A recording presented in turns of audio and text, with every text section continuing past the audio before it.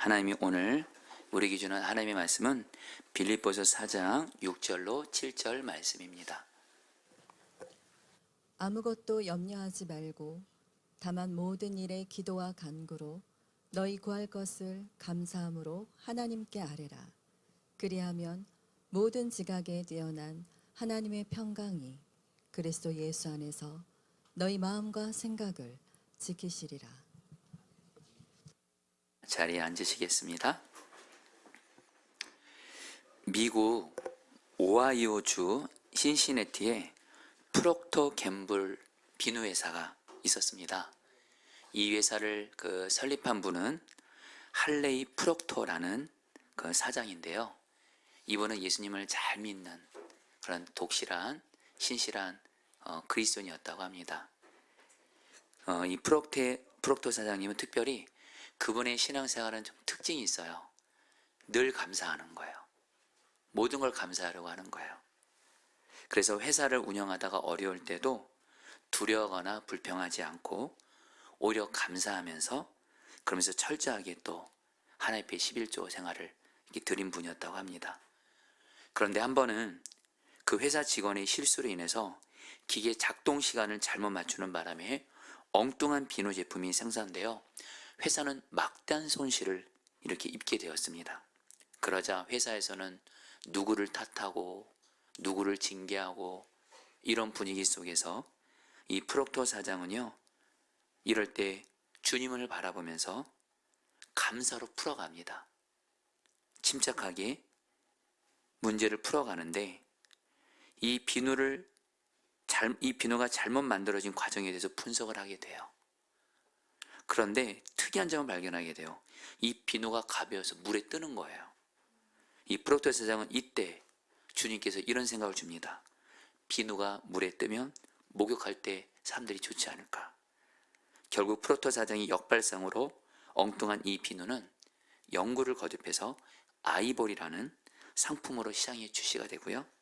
그리고 이 비누는 선풍적인 인기를 끌게 됩니다. 그 결과 이 회사는 세계적인 비누 회사로 발전하게 됩니다.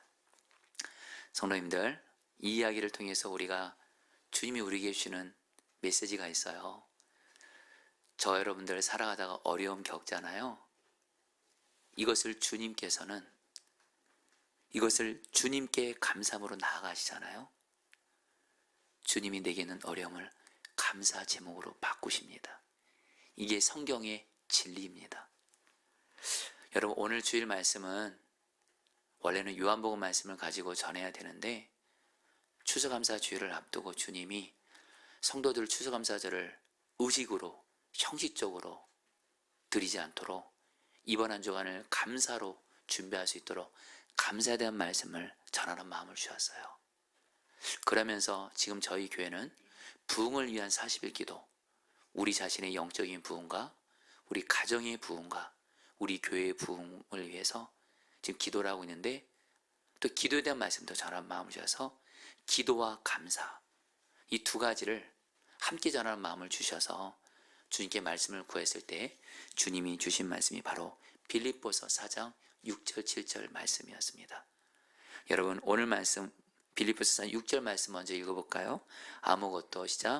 아무것도 염려하지 말고 다만 모든 일에 기도와 간구로 너희 구할 것을 감사함으로 하나님께 아뢰라.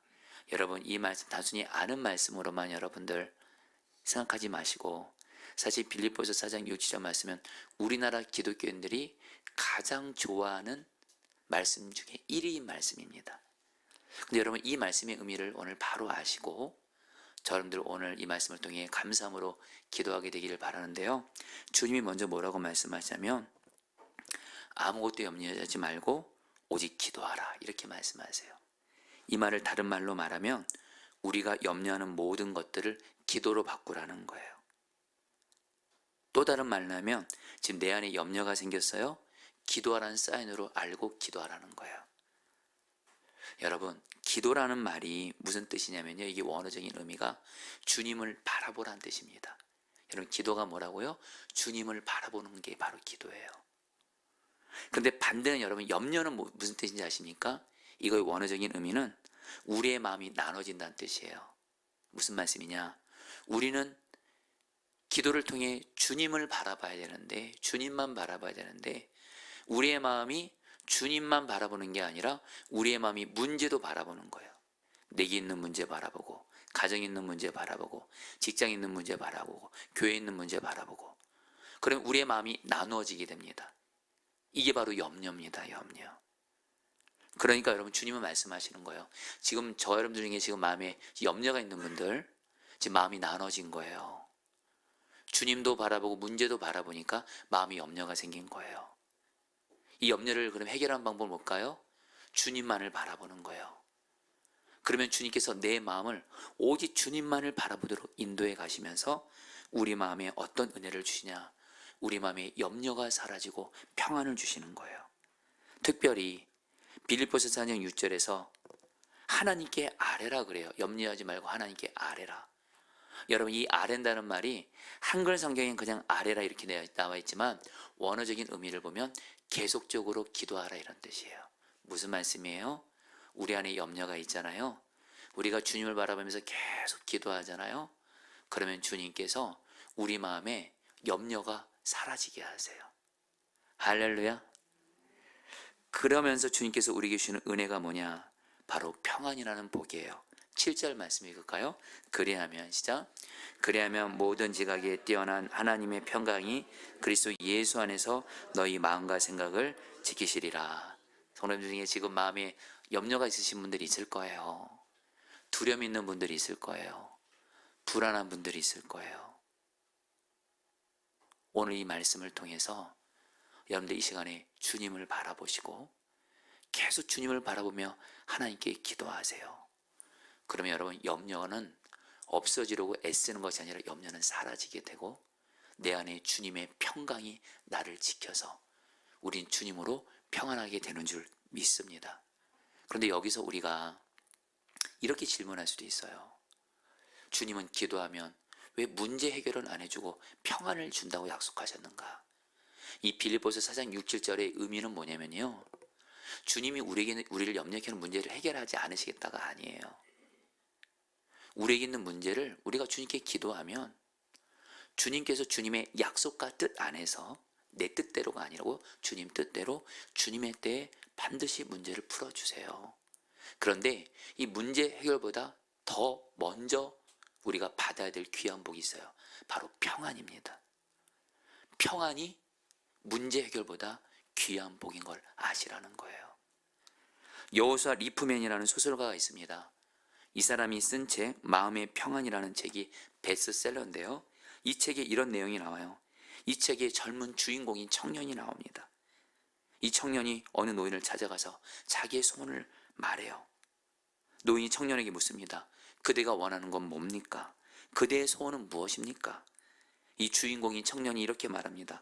첫째는 건강이고, 둘째는 돈이고, 셋째는 미모이고, 넷째는 재능이고, 다섯째는 권력이고, 여섯째는 명예입니다.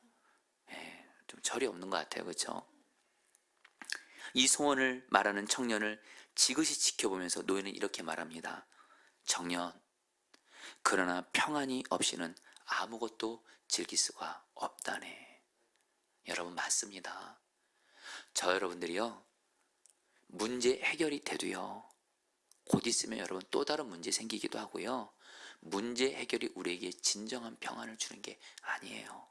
이게 필요 없다는 것이 아니에요. 여러분, 기도할 때 주님이 나와 함께 계심이 믿어지고, 그래서 주님을 바라볼 때 주님이시는 평안을 경험하잖아요. 이게 바로 주님이 우리에게 가장 주고 싶어 하시는 은혜인 줄 믿습니다. 그래서 요한복음 16장 33절에서 예수님이 이렇게 말씀하는 거예요. 같이 읽어볼까요? 이것을 너희에게 시작. 이것을 너희에게 이르는 것은 너희로 내 안에서 평안을 누리게 하려 함이라. 세상에서는 너희가 환난을 당하나 담대하라. 내가 세상을 이겼노라. 여러분, 여기서 중요한 단어가 내 안에서 평안을 누리게 함이라. 여러분, 우리가 기도하잖아요.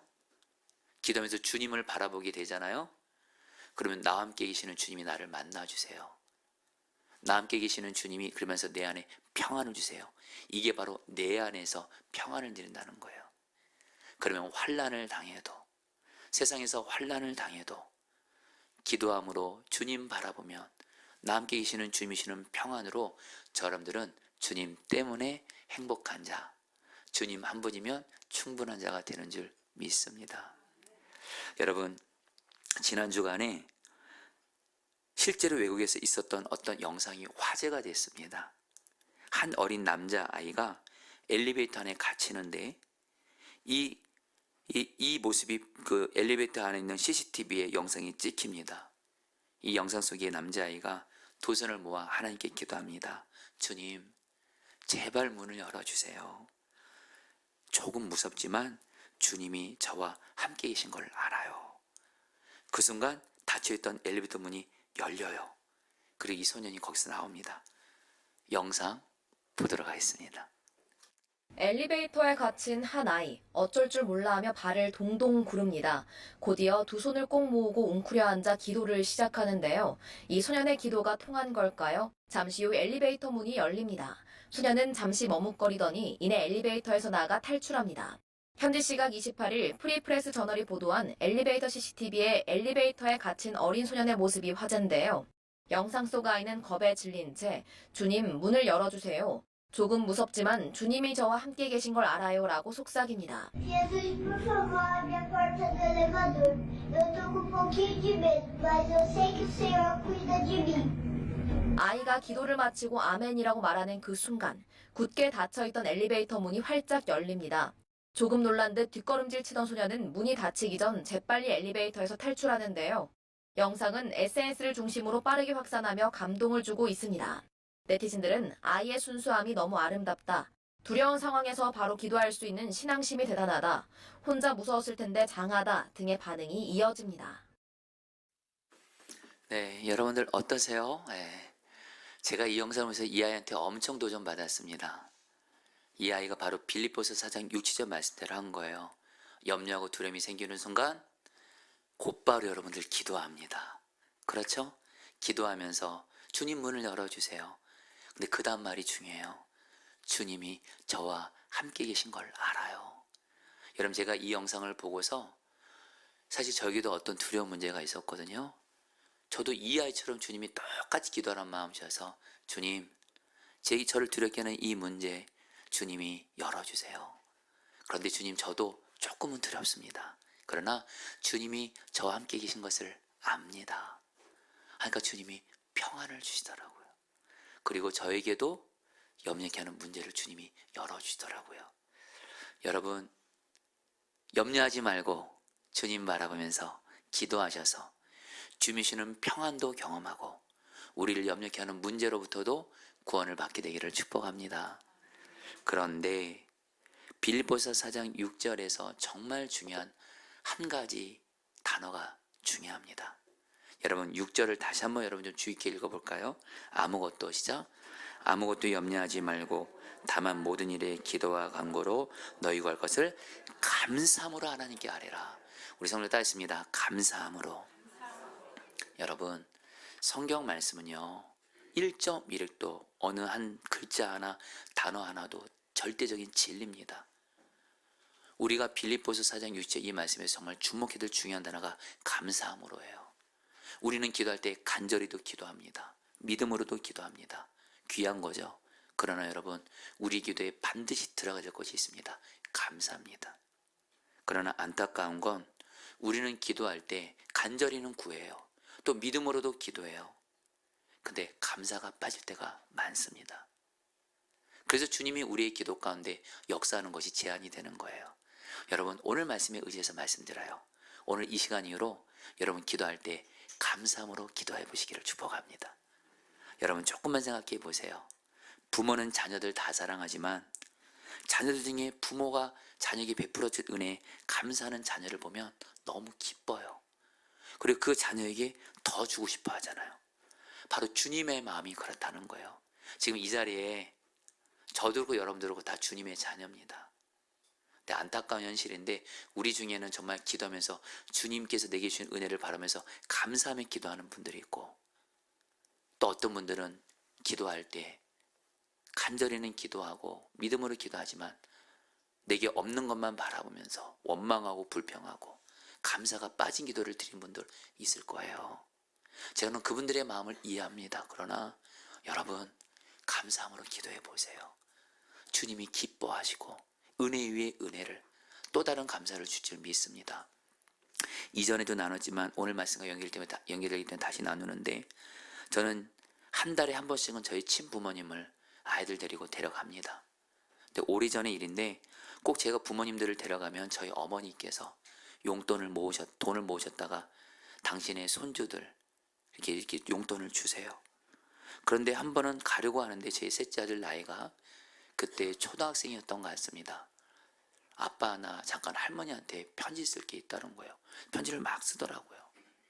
그리고 나서 저희 이제 어머님을 가서 뵀는데, 다른 애들은 다 예상을 합니다. 할머니가 돈 준다. 다들 돈을 바라고 있어요. 근데 이 나이가 할머니께 돈을 받으면서 어떤 손편지를 할머니께 드리는 거예요. 저는 그 내용이 뭔지를 몰랐습니다. 그리고 나서 그 다음날 저희 어머니가 전화가 온 거예요. 우시면서 뭐라고 말씀하니, 정원아, 나애가 엄마한테 뭐라고 편지 썼는지를 아냐? 이렇게 편지 썼어. 할머니도 돈이 필요하실 때가 많을 텐데 매번 저희들에게 용돈을 주셔서 감사합니다.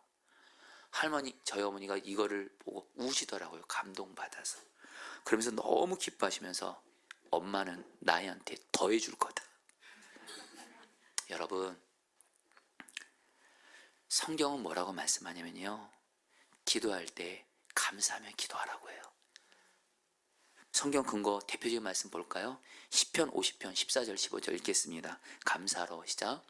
감사로 하나님께 제사를 드리며, 15절, 환난 날에 나를 부르라. 내가 너를 건지리니 내가 너를 영화롭게 하리로다. 여러분, 시편 50편 15절은 유명한 말씀이에요. 환난 날에 나를 부르라. 내가 너를 건지리니 너는 나를 영화롭게 하리라. 근데 여러분, 이 말씀만 하시면 안 돼요. 이 말씀 바로 앞에 14절이 같이 연결되어 있어요. 감사로 하나님께 제사드리며. 여전히 환난 중에 있지만 주님이 내게 주신 은혜를 바라보면서 감사하시잖아요. 그러면서 기도하시잖아요. 그 기도를 하나님이 기뻐하시고 응답하시겠다는 거예요.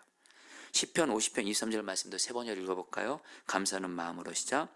감사하는 마음으로 제물을 바치는 사람이 나에게 영광을 돌리는 사람이니, 올바른 길을 걷는 사람에게 내가 나의 구원을 보여주겠다. 감사로 제사 드린 사람을, 그 사람이 올바른 사람이에요. 하나님 보시기에요. 그리고 그 사람에게 하나님의 구원을, 지금 내가 어떤 고난이 있다면, 환난이 있다면 구원을 보이겠다라는 거예요. 여러분, 오늘 말씀을 통해서 저들 절대로 여러분들 오늘 말씀을 한 귀로 듣고 한 귀로 흘려보내지 마시고, 기도할 때 감사함으로 기도하시기를 축복합니다. 그래서 하나님이 추수감사절을 아예 절기로 명하신 거예요. 신명기 16장에 보면 하나님께서 이스라엘 백성들에게 반드시 추수감사절, 그 당시엔 초막절이었습니다. 여러분, 신명기 16장 13절 말씀 읽어볼까요? 당신들은 시작. 당신들은 타작마당과 포도주 틀에서 소출을 거두어 드릴 때에 이래 동안 초막절을 지켜야 합니다. 이거는 하나님이 하나님 백성들에게 여러분들 반드시 초막절을 지키래. 이 초막절이 뭐냐? 이스라엘 백성들은 한 해 중요한 농사가 포도 농사예요. 포도 농사를 짓지만 하나님이 때마다 일마다 좋은 날씨를 줘야 되고 비를 줘야 되고, 그래서 여러분 포도 열매를 거두게 되잖아요. 그러면 이스라엘 백성들은 한 해 동안 이 포도 열매를 맺을 수 있도록 베풀으신 하나님의 은혜를 기억하면서 초막절을 반드시 지키라고 명령하셨어요. 그러면서 하나님께 감사라는 거예요. 이것이 오늘날 여러분들 우리에게는 추수감사, 이 초막절이 바로 추수감사절이에요. 저 여러분들 올 한 해를 돌아보시면서 하나님이 내게 베푸신 은혜를 바라보고 기억하면서 감사로 드리는 거, 하나님이 여러분 이것을 반드시 지키라고 하는 거예요. 그러면서 여러분들 중에는 이런 분들이 있을 거예요. 이것도 우리 성도 중에 지금 두 부류가 나눠질 수 있습니다. 맞아, 올 한 해 동안 하나님이 나에게 이런 은혜를 베풀어줘서 내가 여기까지 지내올 수 있었지 하면서 추수감사절을 앞두고 마음에 감사의 마음이 있는 분들이 있을 거예요. 그러나 어떤 분들은 올 한 해 유독 힘든 일이 많았어요. 어려운 일이 많았어요. 그래서 솔직히 감사가 안 나와요. 이런 분들이 있을 거예요. 여러분 주님은 그런 분들, 여러분들 이렇게 나무라지 않습니다. 중요한 건 여러분들, 그래서 우리가 알아야 될 것이 있어요. 다시 한번 여러분, 지금 내가 감사할 것이 없는 것 같아 보여도 다시 한번 성경에서 하나님은 절대 진리를 말해요. 감사함으로 기도할 때 하나님이 우리에게 은혜와 복을 주신대요. 그럼 우리는 어떻게 감사할 수 있을까요? 내 삶의 형편이 너무도 힘들고 어려워 보일 때 여러분, 이 감사라는 말이 헬라 언어로 유카리스티아입니다. 이 유카리스티아 할 때 이 카리스티가 무슨 뜻이냐, 바로 은혜라는 뜻입니다. 어떤 사람이 감사할 수 있어요? 감사는 억지로 하는 게 아니에요. 하나님이 내게 주신 은혜를 깨닫는 순간, 하나님이 내게 주신 은혜를 바라보는 눈이 열릴 때 감사는 나오는 줄 믿습니다. 그래서 하나님이 우리 안에 성령님을 보내주신 거예요. 왜요? 성령께서 하나님이 내게 주신 은혜를 알게 하시고 깨닫게 하시거든요. 고린도전서 2장 12절 같이 읽어볼까요? 우리가 세상의 영을, 시작. 우리가 세상의 영을 받지 아니하고 오직 하나님으로부터 온 영을 받았으니 이는 우리로 하여금 하나님께서 우리에게 은혜로 주신 것들을 알게 하려 하심이라. 여러분, 우리 안에 성령님이 계세요. 성령님의 도우심만 구해보세요. 성령님, 비록 지금 제 삶이 어렵고 힘들어도 하나님이 내게 주신 은혜를 알게 해주세요. 그러면요, 반드시 성령님이 하나님이 내게 베푸신 은혜를 바라보는 눈이 열려지게 하셔서 감사가 나오게 되는 줄 믿습니다. 그리고 우리는 감사함으로 기도하게 되고 그 기도를 하나님이 기뻐 받으시고 은혜 위에 은혜를, 또 다른 감사의 제목을 주시는 줄 믿습니다. 정과 목사님이 쓴 감사가 내 인생의 답이다 라는 책에 나오는 이야기예요. 오늘 말씀과 연결되기 때문에 제가 몇 년 전 추수감사절 때도 동일하게 나눴지만 다시 나눠봅니다. 미국에서 한인 목회를 하는 안나무 목사님이라는 분이 미국의 어느 한 교회를 청빙받아 담임 목사로 가게 됩니다. 그런데 그 교회를 갔는데 그 교회 그 왕언니라고 불리는 권사님이 계시대요. 그러니까 저랑 성이 똑같아요, 왕언니. 근데 이 별명이에요. 왜 왕언니냐? 아마 이 권사님이 그 교회에서 오랫동안 신앙생활도 하고 봉사도 하고 헌금도 하다 보고 중직자다 보니까 영향력이 컸던 것 같아요. 근데 문제는 뭐냐면 나쁜 영향을 주는 거예요. 여태까지 그 교회 담임 목사님이 3명을 이 왕언니가 괴롭혀서 다 쫓아낸 거예요. 이제 이 안나무 목사님이 새로 담임 목사님으로 오셨는데 이 왕언니가, 왕이 되는 권사님이 이 목사님을 또 힘들게 하는 거예요. 그러면서도 이 왕언니와 좋은 관계를 맺으려고 해도 안 되는 가운데 어떤 사소한 일로 이 왕언니와 관계가 틀어지게 됩니다. 그때 이 목사님이 그 왕언이 되는 권사님에게 가서 화해를 시도해요. 손을 내밀어요. 화해를 시도해도 통하지 않고 등을 돌리면서 가는 거예요. 순간 이 목사님이요, 그 순간 정말 너무도 괴로워서 잠을 못 이뤘대요. 심지어 가위까지 눌렀대요. 여러분, 사실 목사님들이 많은 교인들이 잘해줘도 어떤 한두 정도가 힘들게 하잖아요. 맞아요. 그것 때문에 잠 못 이루는 게 사실 우리 목사들의 모습이기도 합니다. 근데 이 안나무 목사님이 그랬다는 거예요. 그런 건데 이 목사님이 도저히 그 왕언니를 화해가 안 될 것 같아서 교회를 떠나기로 합니다. 그런데 떠나기 전에 그래도 3일간 금식기도라도 하자, 이런 마음을 줘서 3일간 금식기도를 하면서 당신의 괴로운 심정을 하나님께 쏟아내요. 하나님, 저는 저 권사님 때문에 너무 힘들어서 목회 못하겠습니다. 저 이 교회 떠나겠습니다. 그런데 하나님께서 이 목사님에게 그런 마음을 주더래요. 너는 왜 일방적으로 그 권세를 미워만 하고 감사할 줄 모르냐? 이 목사님 마음에 그 왕언이 되는 권사님이, 그 왕언이 되는 권사님도 목사님을 안 좋아했지만 이 목사님도 자기를 그렇게 힘들게 하고 여태까지 목사님들 쫓아낸 저 권사님이 싫은 거예요. 해도 너무한 거예요. 나도 싫은 거예요. 나도 싫은 거예요. 그런데 하나님이 기도 중에 그런 마음을 주는 거예요. 그 권사를 향해서 100가지 감사기 제목을 쓰라는 거예요. 순간 목사님이 말도 안 되더래요. 저 권사님 때문에 교회 떠나고 싶은데 무슨 저 권사님을 향한 100가지 감사. 근데 하나님의 기도 중에 성령의 도움을 받게 하세요. 그때부터 하나씩 쓰기 시작합니다. 하나, 2번째 감사, 3번째 감사, 10가지 감사, 50가지 감사, 100가지 감사 제목까지 쓰게 되더래요. 목사님이 깜짝 놀랐대요. 자기 인간의 눈으로 볼 때는 감사할 게 하나도 없었는데 주님의 눈으로 보니까 성령이 도와주고 그 권사님을 향해 100가지 감사 제목이 나오더래요.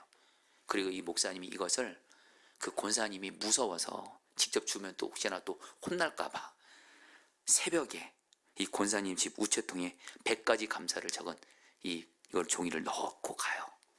그리고 돌아오는 주일이 됐어요. 왕원이 권사님을 만났습니다. 근데 이 왕원 되시는 권사님이 목사님을 보자마자 두 팔을 높이 들고 달려와서 완전히 달라진 표정으로 목사님이 이렇게 말하더래요. 목사님 사람 맞습니까? 나는 목사님 쫓아내려고 그렇게 못되게 굴었는데 100가지 감사라니요. 그날 아침에 편지 읽고 출근하다가 눈물이 너무 쏟아져 하마터면 사고 날 뻔했습니다. 이 일을 계기로 왕원희 권사님과 목사님이 극적으로 화해를 하게 돼요. 여러분, 여러분들 중에 지금 사람 때문에 힘드신 분들 있을 거예요. 여러분, 언제까지 사람 때문에 힘드실 거예요? 내 마음에 안 들고 나를 힘들게 하는 사람, 우리가 이 땅에 산 동안 계속 있습니다. 여러분, 오히려 이 목사님처럼 성령의 도움받아 주님께 나아가시잖아요. 그 어렵고 힘들게 하는 사람이 감사 제목으로 바뀌게 하세요. 거기서 주님의 일하심이 시작되는 줄 믿습니다. 저는 여러분들, 저희 교회는 매년 추수감사절이 되면 성도들에게 10가지 감사 제목을 적게 해요. 그 이유가 있습니다. 제가 몇 년 전에 사랑의 원저탄이라고 불리는 손양원 목사님, 제가 목사가 되면서 제가 가장 존경하고 모델로 따르는 분이 손양원 목사님이에요. 손양원 목사님이 목회하셨던 여수 애양원 그 강대상이 제가 선 적이 있어요. 하나님, 손양원 목사님은 자기의 두 아들을 죽인 원수까지도 양자 삼아 사랑만 하셨죠. 그래서 손양원 목사님의 이 섬김 덕분에 한국교회가 이렇게 올 수 있었죠. 저도 손양원 목사님처럼 사랑할 수 없는 사람을 사랑만 하는 길을 가게 해주세요. 손양원 목사님이 썼던 강단에서 그 기도를 하고 왔어요. 근데 거기에 손양원 목사님이 두 아들의 장례식장에서 고백한 10가지 감사 제목이 있더라고요. 제가 읽어드릴게요. 아시는 분들 알겠지만 다시 한번 들어보세요. 첫째, 나 같은 죄인의 혈통에서 순교의 자식들이 나오게 하셨으니 하나님 감사합니다. 둘째, 허다한 많은 성도들 중에 어찌 이런 보배들을 주께서 하필 내게 맡겨주셨는지 그 점 또한 감사합니다. 셋째, 삼난 삼녀 중에서 가장 아름다운 두 아들 장자와 차자를 바치게 된 나의 축복을 하나님 감사합니다. 넷째, 한 아들의 순교도 귀하다거늘 하물며 두 아들의 순교일이요 주님 감사합니다. 다섯째, 예수 믿다가 누워 죽는 것도 큰 복이라 하거늘 하물며 전도하다 총살 순교 당함이려 하나님 감사합니다. 여섯째, 미국 유학 가려고 준비하던 내 아들 미국보다 더 좋은 천국 가게 하시니 감사합니다. 일곱째, 나의 사랑하는 두 아들을 총살한 원수를 회개시켜 내 아들 삼게 하신 사랑의 마음을 준 주님 감사합니다. 여덟째, 내 두 아들의 순교로 말미암아 무수한 천국의 아들들이 생길 것이 믿어지니 감사합니다. 아홉째, 이 같은 역경 중에도 이상 8가지 진리와 하나님 사랑을 찾는 기쁜 마음, 여유 있는 믿음 주신 우리 주님께 감사합니다. 10번째, 이렇게 과분한 축복 누리게 하신 은혜 감사합니다. 여러분, 이거 실제 이야기입니다. 여러분들, 우리가 성령의 도움만 받잖아요. 그러면 하나님이 내게 주신 은혜가 많습니다. 그 은혜를 바라보는 눈이 열린 순간 우리는 감사가 터지게 돼요. 감사로 기도하게 돼요. 그래서 주님이 우리의 기도를 기뻐 받을 줄 믿습니다. 이제 마지막으로 저도 성령님의 도움을 받아 어떤 어려움을 당해도 주님이 제게 주신 은혜를 바라보면서 감사하게 된 제 고백을 나누면서 말씀을 마치도록 하겠습니다. 그대로 제가 좀 읽도록 하겠습니다. 2022년 1월 18일은 제 평생에 잊을 수 없는 날입니다. 그날에 제 아내는 마음의 깊은 병과 탈진으로 인해서 가족을 돌볼 수 없었고 가족과 떨어져야만 하는 상황이 생겼습니다. 그래서 집을 떠나 거의 4년 가까이 요양을 하게 되었습니다. 이 일로 인해서 저는 한 아내의 남편으로서 아내가 없이 지나야 했고 제 아이들은 엄마가 없이 지나야 했고 교회는 사모의 자리가 비었습니다. 저는 아내가 없이는 하루도 살 수 없는 사람이었습니다. 그런 제가 아내가 없이 살아간다는 것은 정말 매일 많은 순간이 죽을 정도로 힘든 고통을 경험하는 시간이었습니다. 그리고 비록 장모님이 아이들을 돌보아 주셨지만 아이들이 엄마가 없이 지내면서 많이 힘들어하는 것을 보면서 저도 참 많이 힘들었습니다. 이처럼 저는 아내의 병으로 인해서 제 인생에서 가장 큰 고난을 가장 길게 보내게 되었습니다. 그러나 저는 주님 때문에 살아야 했고 아이들을 위해서도 살아야 했고 그리고 포도나무 위의 성도들을 위해서도 살아야 했습니다. 그래서 저는 가지가 포도나무에 붙어 있으면 사는 것처럼 가지인 저는 제 안에 계신 포도나무이신 주님만을 바라보면서 기도로 살기를 힘썼습니다. 또한 주님은 제게 매일 성경 묵상을 통해 말씀을 가까이면서 말씀을 붙들며 살게 하셨습니다. 그리고 주님은 제게 때마다 일마다 천사 같은 사람들을 보내주셔서 저를 돕게 하셨습니다. 그러면서 주님은 저에게 하루하루 살림을 주셨습니다. 더 나아가 주님은 아내의 고난으로 인해 주님과 동행하면서 주님 때문에 행복한 것을 배우며 훈련하게 하시면서 지금은 제 인생에 있어서 가장 주님 때문에 행복한 은혜를 경험하고 있습니다. 그리고 이제 주님의 때가 되면서 최근에 아내는 자신의 상태가 많이 회복되어서 집으로 완전히 돌아와서 그동안 고생한 저와 장모님과 아이들을 돕겠다고 말해 주었습니다. 그러면서 아내는 지난 시간 동안 자기를 한결같이 사랑해준 남편인 제게 사랑과 존경을 표현하면서 제게 고맙다고 했습니다. 그리고 아내는 드디어 어제 11월 8일 완전히 집으로 돌아오게 되었습니다. 그리고 아내가 돌아오면서 아이들이 행복해하는 것을 보면서 주님께 참 감사했습니다. 저는 아내의 고난을 통해서 더욱 주님과 친밀히 동행하면서 주님으로 인해 행복한 주님 한 분이면 충분하게 된 은혜를 주신 주님께 참 감사드립니다. 성도님들, 감사할 게 없다고요? 아니에요. 성령의 도움을 받아 내게 주신 은혜를 바른 눈을 열어주세요. 은혜가 깨달아질 거예요. 감사가 터질 거예요. 감사로 기도하시면서 추수감사절을 준비하시기를 축복합니다. 우리 같이 함께 찬양하도록 할까요? 모든 것이 은혜입니다.